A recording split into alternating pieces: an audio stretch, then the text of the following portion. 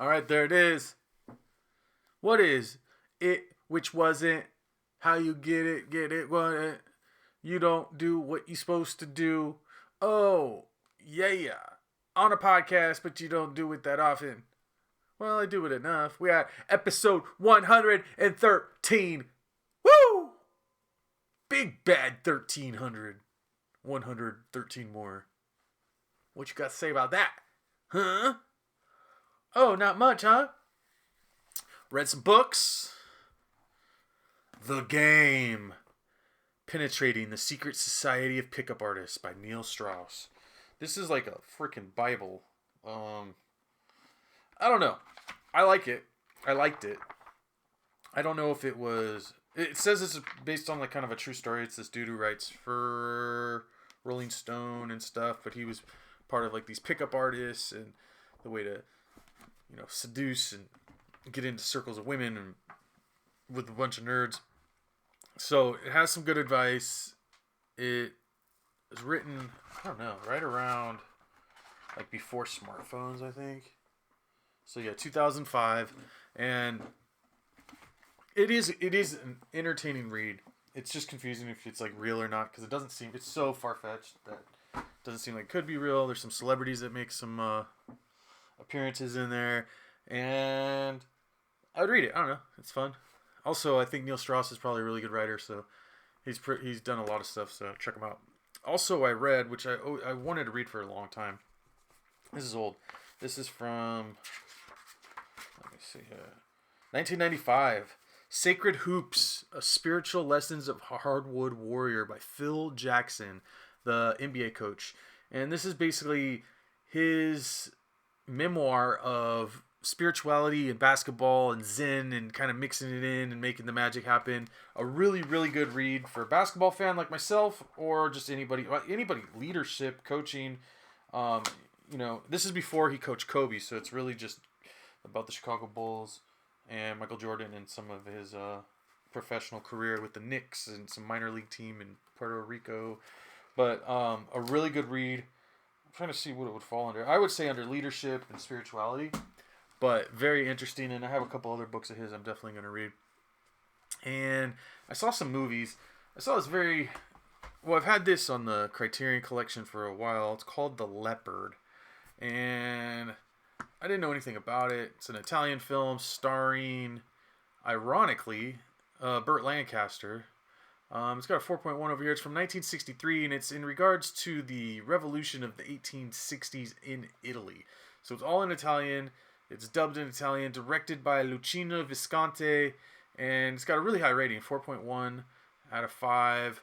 It is...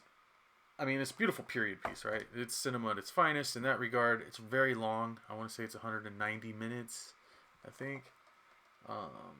There's an English version, 185 minutes, yeah. There's an English version that they cut a bunch and it has the real dubs from Burt Lancaster, because on here it has him speaking in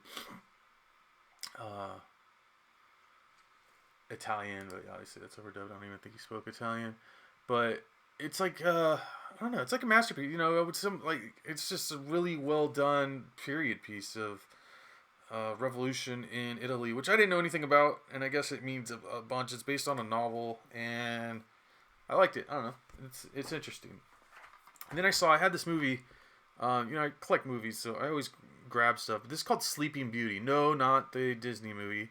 This is actually a very interesting movie, directed by Julia Lee, Lee, like Leigh, and it's an erotic fairy tale about Lucy, a young university student drawn into a mysterious hidden world of beauty and desire.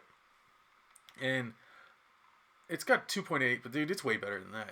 It's starring Emily Browning, who I guess is famous from, I want to say Harry Potter, probably, and Rachel Blake, and A Series of Unfortunate Events, Sucker Punch. She's in a bunch of stuff.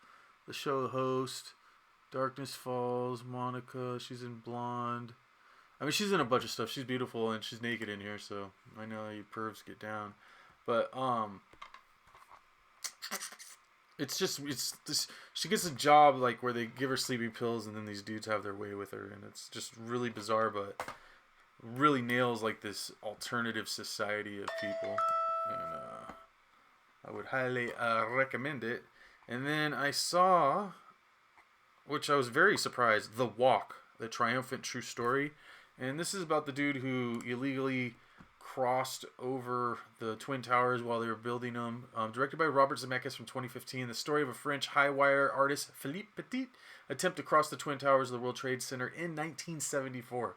And obviously Robert Zemeckis is the man, and this is really good. It gave me some emotions I haven't felt in film. It's only rated PG, which automatically I thought wasn't going to be cool. But boy, was I wrong. So The Walk is a high recommendation from myself, and it's a fun time. And then they released over here near my house the original Aliens, the 45-year anniversary. Alien, not Aliens.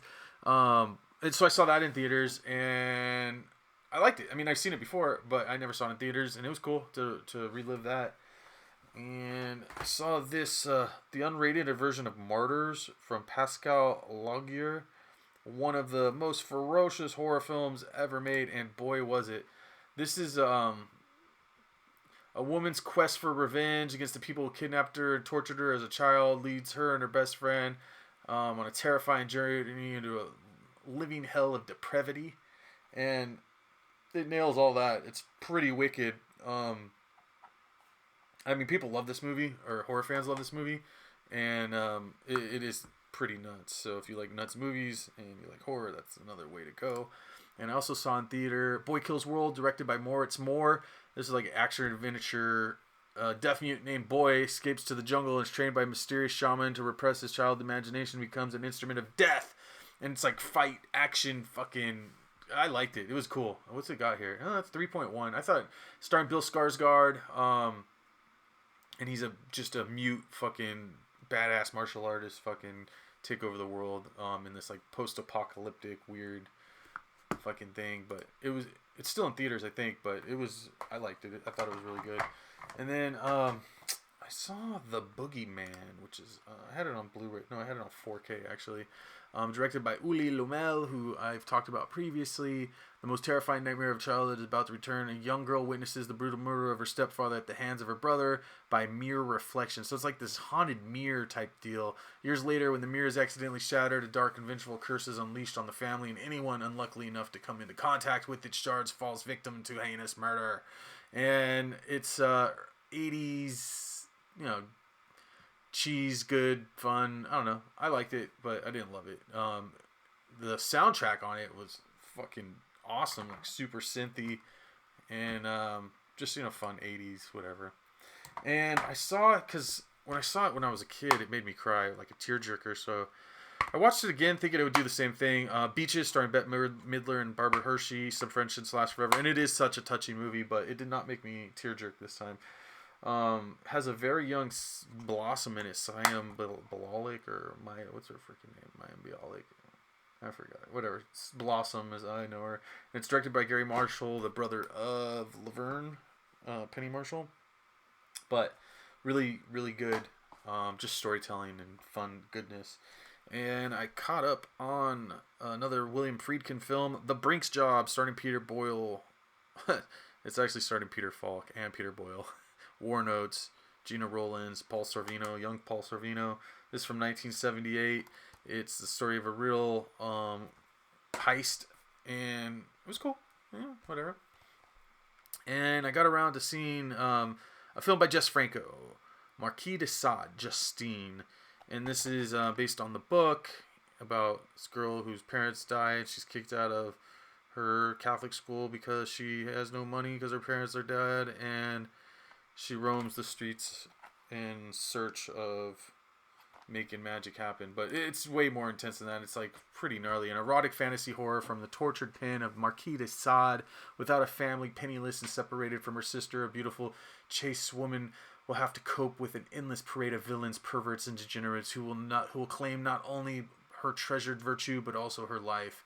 And it's based on the book, so I really want to read the book. I've always wanted to read more Marquis de Sade. And this is pretty gnarly. It's from 1969. And I don't know, whatever. It was good. I liked it. That being said, try your hardest. Read more books. Stay humble. Stay gracious. Podcast. Jebuth!